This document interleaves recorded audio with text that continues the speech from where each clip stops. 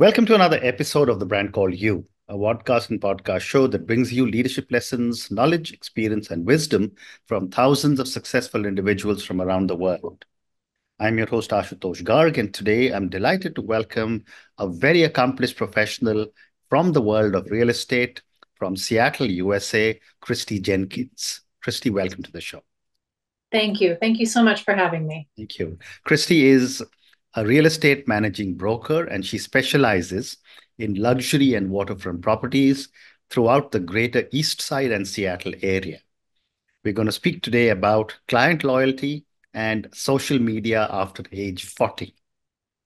So, Kristi, my first question to you is to share with me your own journey and what got you interested in real estate.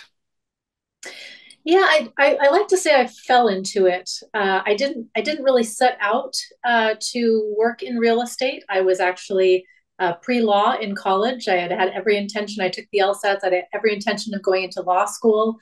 My life took a different turn after college, which I finished in just over 3 years. I took a little bit of time to kind of assess what the next step of my life was going to look like.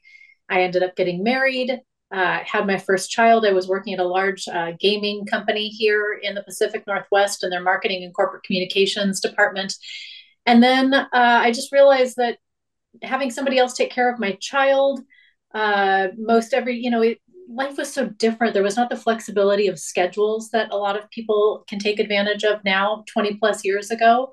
It was either working in an office or not. And so I didn't have a lot of the opportunities to make a flexible schedule at the time. And my mom had recently gotten into real estate. And so the first 10, 12 years that I was in real estate, we were actually a partnership together. Mhm. And I joined her in order to be able to be the kind of present parent that I wanted to be and also be able to contribute financially to our family's success. Mm. So I kind of fell into it and I grew into the role, and it has certainly pivoted and changed a Absolutely. lot over the last 21 years. And as they say, the rest is history. Exactly. Wonderful. Christy, when I was reading about you and preparing for my conversation, I was fascinated to see how much you have worked on developing client loyalty. And client loyalty is so Yeah. critical in real estate. So, my first question to you is what is the most important first step in creating a lasting relationship with a new client? That's a really good question. I think people talk a lot about it today. I think for us, it started so naturally, so organically, because we didn't have social media. We didn't have all of the different marketing opportunities that agents do today. And so I think that by building relationships, by building that core factor, that's why I got into this business in the first place. I really believed in helping people. I believe that my negotiation skills and my ability to create marketing materials and all of that was really in line with real estate, but I loved people and I loved serving people. And so this kind of brought those two things together. And so I think it really grew out of an idea that we could build relationships and help people and be, around for all of the different stages of people's real estate needs. Mm.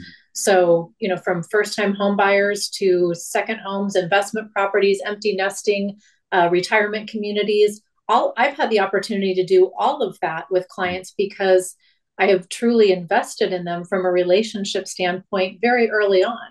And so I think that was, the basis. It really was born from a very authentic desire to help people and be there for them in the different stages of life. Very interesting. Thank you.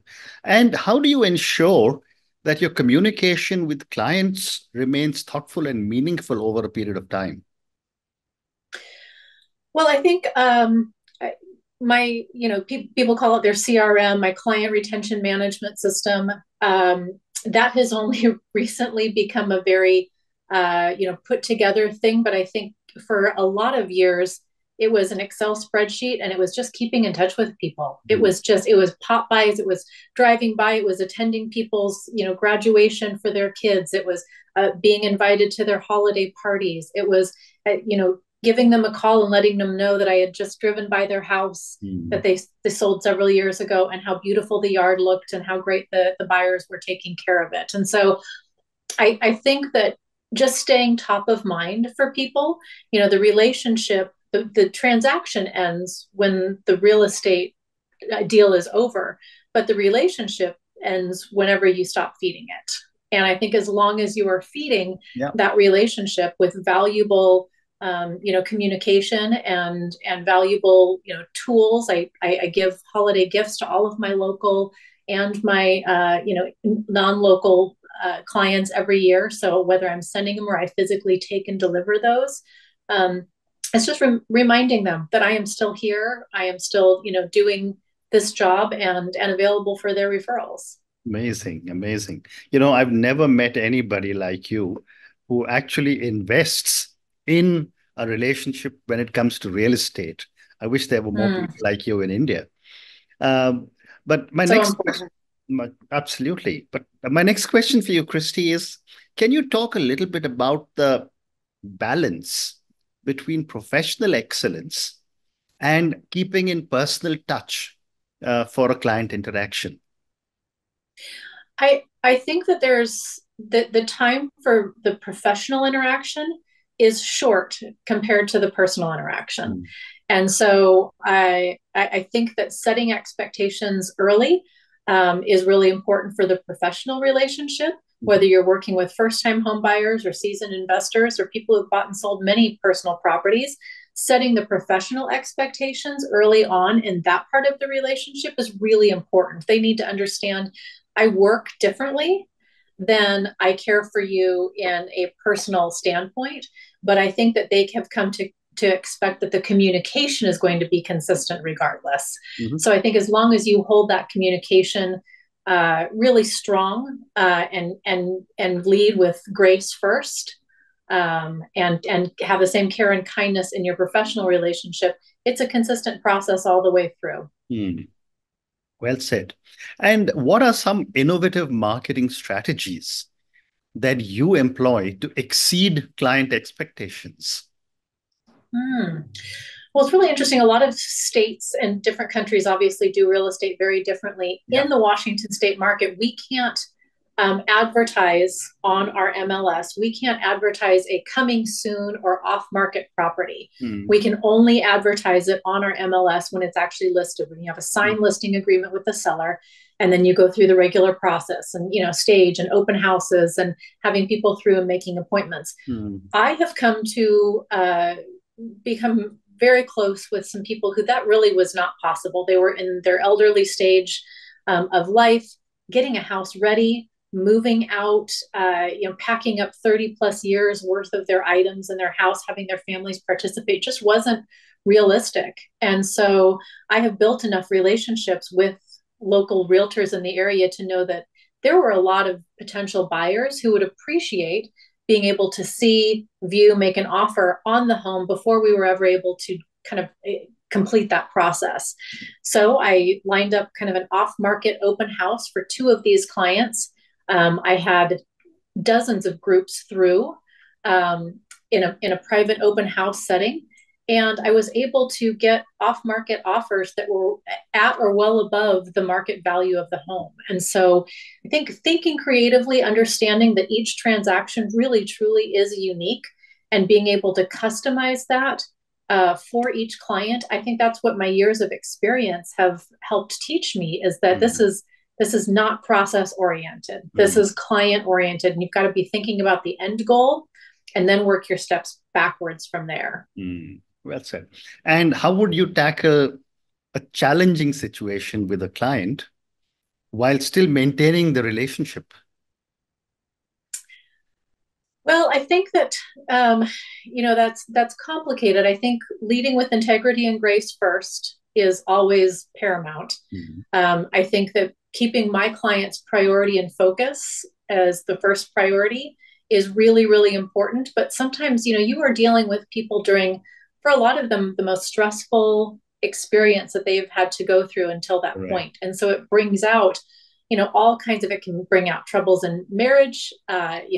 Husband and wife partners can be at each other and don't understand the financial stress a lot of times of buying Mm. and selling is a lot for people.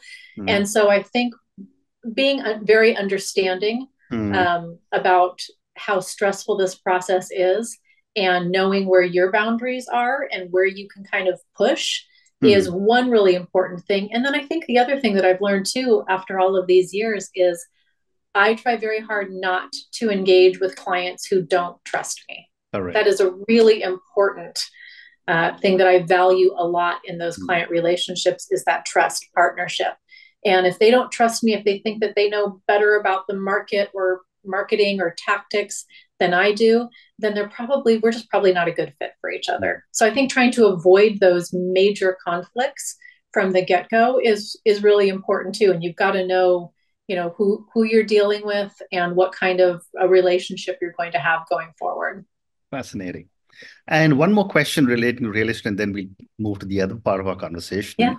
Can you share a story where your attention to detail, and clearly you take a lot of attention to small, small details for both buyers and sellers, where your attention to detail significantly impacted a client's experience? Yeah, I think that the fact that I have a huge team of resources that I've built that have the same high level of expectation that I do for Hmm. client services has really helped because I think a lot of people go into a buying or selling process and they just don't know all of the steps that are going to be involved. And I'm only a part of the process. I'm a piece of the puzzle, but I'm not the whole puzzle. But I've got resources that I can bring in that are my trusted people, my contractors, my vendors that I can bring in. I've had, just last year, I had a couple who had never sold a house. They had been in their same house for almost 60 years, raised their kids, raised grandkids in that area. They had no idea who to bring in to help with some of the remodeling. They had needed a junk removal. They needed an estate sale. They needed a home inspector. They needed a crawl space issue, and the home inspector determined that there was some rodents that we needed to get rid of. And we had a very narrow time that we needed to get all of this done. So I Hmm. was able to assess all of the needs, get people in to take care of every issue that they needed. And we were able to get that house on the market in less than a month. Wow. And so to be able to call in all of those resources, not just to have the people, but to Hmm. have them at the ready and know that they're going to take care of your clients and put you priority and your clients as a priority first, Hmm. I think is a huge benefit to being able to provide this full level of service. Amazing. Amazing. Kristi, now let's talk a little bit about social media. And clearly, you have done a lot of work in that area. And, as you said, when you started, there was no social media available, and today it's omnipresent. What That is a were good way to say it. Yes. what were some of the biggest challenges you faced when you first started using social media for your business? Well, I think, and probably a lot of people can relate. I am a type A firstborn perfectionist to the highest level, almost OCD. Hmm. So the idea of doing something that I didn't understand, that felt like it needed to be just perfect, just right before you put it out, professionally, that just seemed overwhelming to me. And so I think that was the biggest fear that I needed to get over was understanding that it didn't have to be perfect in order to be relatable. Hmm. And as long as you are putting out your authentic self, I don't use social media as a tool for leads. I use social media so that people can get to know me. Correct. I want them to get to know me, to understand how I work. I want them to see how I take care of clients and how I treat people. And if that's the kind of relationship that they're looking for in a real estate agent, then maybe that will lead to them contacting me. But Hmm. I had to really evaluate what was my relationship with social media going to be like. Hmm. And I think for me, it is a way for people to get to know me and trust me. Hmm. And if that is that if that is what somebody else is looking for, then I think that it's a great path to potential sales. Well said. And what, in your view or your experience, are some common mistakes people over 40 make on social media, and how can these be avoided? Yeah. I've had plenty of those mistakes be pointed out because I do have a 20 and a 22-year-old. And so they are very careful to make sure that, if I do something silly or dumb or they'll present things to me that I'm like, no, no, no, that's definitely not, on brand for me. That doesn't feel like it fits, what I'm trying to put across. Hmm. But I think one of the things that people, if they're looking to really excel on social media in terms of putting something out there that is true and authentic, I think it's very hard to do all of the pieces of that together. So I would suggest that there is one person that you probably need to have as part of that team, and that is a videographer Hmm. who can take a look and see what it's going to come across from the camera, who can do some editing for you, who really knows you and understands what you're trying to do, Hmm. and kind of be that person for you. So I think that talking through with somebody like that what different videos are going to look like, what you want to bring across to people, and then having somebody be able to capture that vision in the videos is Hmm. really important. I just knew that I couldn't do Yeah. all the pieces of it, and so having a partner in that was Hmm. really important. Hmm. Hmm. And how important is storytelling in your Oh, social media strategy? yeah, huge. And I think that stems, I learned a lot. I worked with Ryan Serhant several years ago when he Mhm. first kind of started his Sell It Like Serhant program.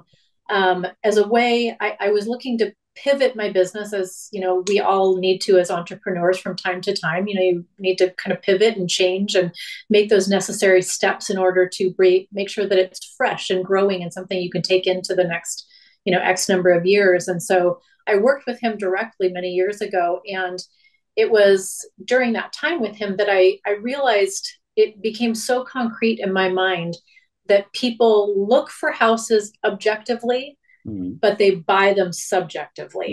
They Mhm. they walk into a house, and so much of what people experience is that feeling. Right. How do I see my family living here? Where Yeah. will my kids' rooms be? Where will we do our movie nights together? Where will we Mm. put our kitchen table? And that, you're telling a story when you're in the home. And so my primary job when I'm listing a house is to make sure and tell the story of that family who's leaving. So Mm. I always have my clients do a top 10 list. What were Mm. the top 10 things we loved about this house, this area, this neighborhood?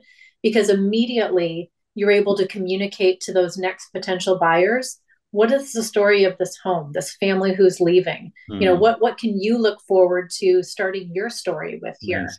And I think it all goes back to, the idea that, where you live is your community, and that is what your kids are going to remember. That shapes so much of the different phases of our lives. I Mm. think that when you can start the home buying journey off with a family feeling like they're about to become part of a story, that's huge. Amazing. Amazing. How wonderful.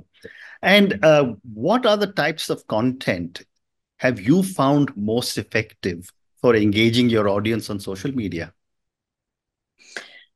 um, I think the story part of it, people love, the crazy things that have happened, the unique experiences that I have had with clients, the dropping the key through the deck, the walking in and having somebody still be sleeping in a bedroom, the home that clients wanted me to put, red ropes through because they didn't want anyone touching any of their stuff, so they wanted it treated like a museum. I think that those kind of stories really resonate because it makes my job seem a lot more relatable. Mm. I do a lot more than open doors and host open houses. And I think when you can kind of bring that back down and tell some really relatable stories, that's been really good pieces of content for me. And then I think just walking people through transformations, Mm.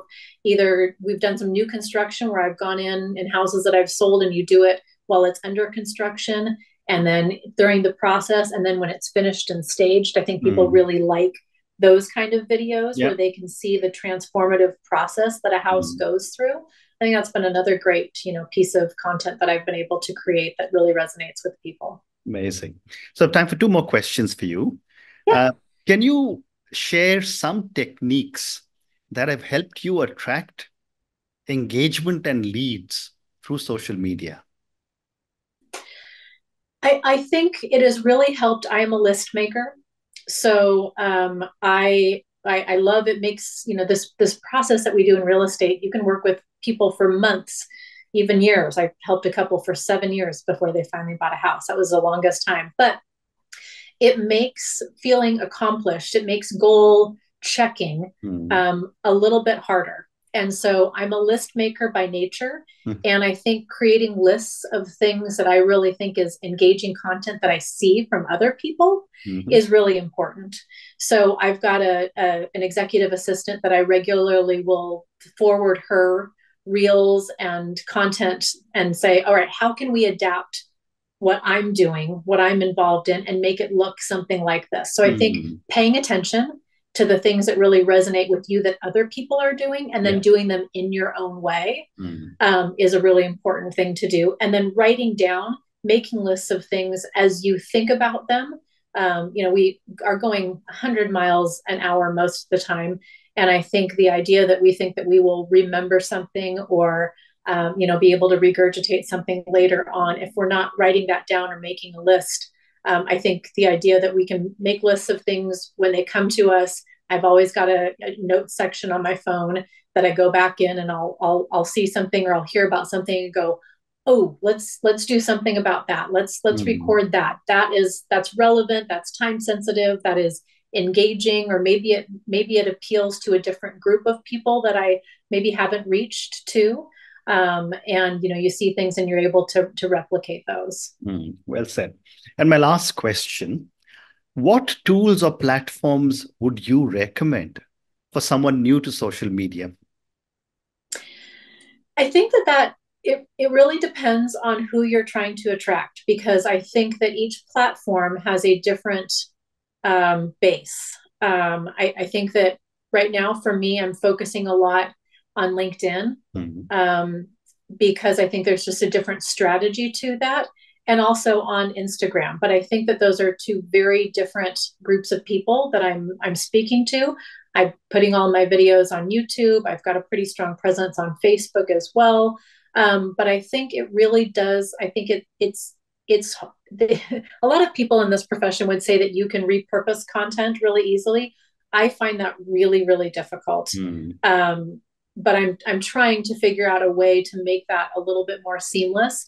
I think that if you start focusing on one platform, and I think Instagram is probably the easiest to understand and get through, although Facebook and Instagram with their integration is pretty easy to use Meta and do it that way. But I think just picking one and kind of getting your footing, feeling comfortable in front of the camera, feeling comfortable making videos. I think that that's the most important part, is until you feel like you can do any one of them authentically, and you don't, get paralyzed every time you think about, recording content or coming up with an idea. As soon as it starts to feel a little bit more comfortable, then branch out, but don't feel like you have to do all of it at once. What a great response. And on that note, Kristi, I just want to say thank you so much for speaking to me about your own amazing journey and how you really stumbled into the world of real estate with your mom and have built such an amazing business. I've often said that, real estate is probably the single largest investment any family makes in their lifetime. Yeah. And therefore, it is such an important factor that you are helping people with. I just love the way you have moved from a simple transactional relationship that is generally there when it comes to real estate. You buy, sell property, and you move on, to building a much, much more deeper relationship with your client. And I love what you said, when people buy a home, they look objectively and they buy subjectively. Very powerful set of 4 words. Thank you for talking to me at such length about real estate. I think we also covered a lot of interesting topics in the area of social media, and you have some great tips to offer our viewers and listeners. Thank you again for speaking to me, and good luck to you. Thank you so much, Ashutosh. I really appreciate it. Thank you. Thank you for listening to the Brand Called You videocast and podcast, a platform that brings you knowledge, experience, and wisdom of hundreds of successful individuals from around the world. Do visit our website www.tbcy.in to watch and listen to the stories of many more individuals. You can also follow us on YouTube, Facebook, Instagram, and Twitter. Just search for the brand called You.